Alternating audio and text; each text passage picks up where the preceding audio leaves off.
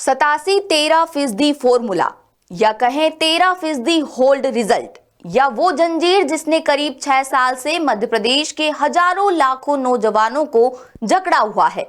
सरकारी भर्ती परीक्षाओं के उम्मीदवार लगातार सरकार से ये फॉर्मूला खत्म करने की मांग कर रहे हैं, लेकिन सरकार पर कोई असर नहीं पड़ रहा है।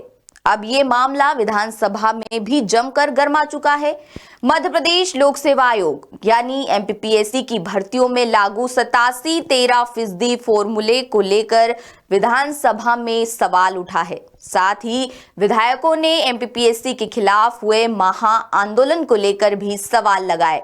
एमपीपीएससी की 2019 की राज्य सेवा परीक्षा हो या दूसरी परीक्षाएं, सभी के 13% रिजल्ट होल्ड पर हैं।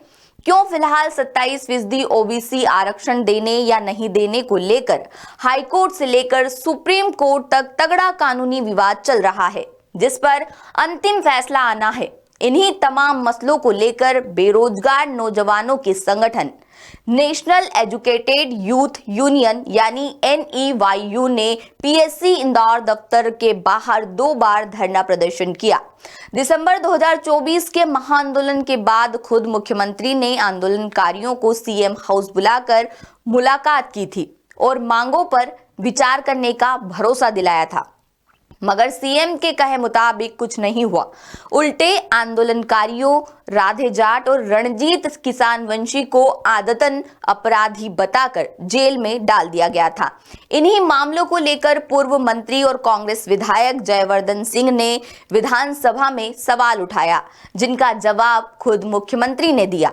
जयवर्धन ने पूछा कि ये फॉर्मूला क्या है, इसकी वजह से खाली रह गए पद कब और कैसे भरेंगे, कोई समय सीमा तय करें। साल 2019 से अब तक कितनी भर्तियां होल्ड की गई हैं? जवाब में मुख्यमंत्री ने कहा कि 13% रिजल्ट का मामला कोर्ट केस के चलते पेंडिंग है। 27% ओबीसी आरक्षण केस में हाईकोर्ट ने अंतरिम आदेश दिया था, जिस वजह से एमपीपीएससी की अलग अलग परीक्षाओं के रिजल्ट घोषित करने में कठिनाई हो रही थी। लिहाजा 87-13% फॉर्मूला लागू किया गया था। इस फॉर्मूले के तहत राज्य सेवा परीक्षा समेत दूसरी परीक्षाओं का रिजल्ट 2 भागों में जारी होता है।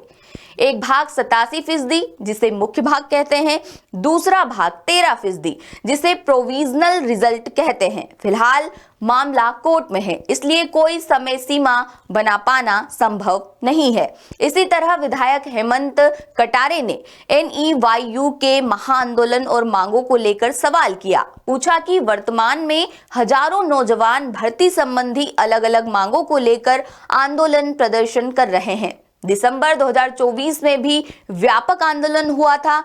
तब मुख्यमंत्री ने आंदोलनकारियों से मुलाकात की थी, मांगों को लेकर भरोसा दिलाया था। तब किन किन मांगों पर सहमति बनी थी? सरकार के स्तर पर अब तक क्या कदम उठाए गए हैं?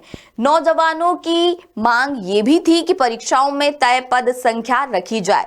प्रदेश में वन टाइम फीस सिस्टम कब लागू होगा? इन सवालों के जवाब में सीएम ने कहा कि किसी भी व्यक्ति विशेष के सुझाव को मान्य किया जाना बंधनकारी नहीं है। सरकार के स्तर पर परीक्षा प्रक्रिया में परिवर्तन की कार्रवाई प्रक्रियाधीन है। सीएम की पूर्व घोषणा के मुताबिक सिंगल परीक्षा कराने को लेकर काम चल रहा है। पीएससी और ईएसबी दोनों स्तर पर तैयारी है।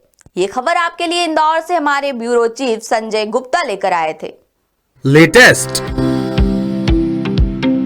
इन्वेस्टिगेटिव और इन डेप्थ खबरें देखने के लिए ज्वाइन कीजिए द सूत्र का व्हाट्सएप चैनल, सब्सक्राइब कीजिए यूट्यूब चैनल, लाइक कीजिए फेसबुक पेज और पढ़ते रहिए www.daसूत्र.com।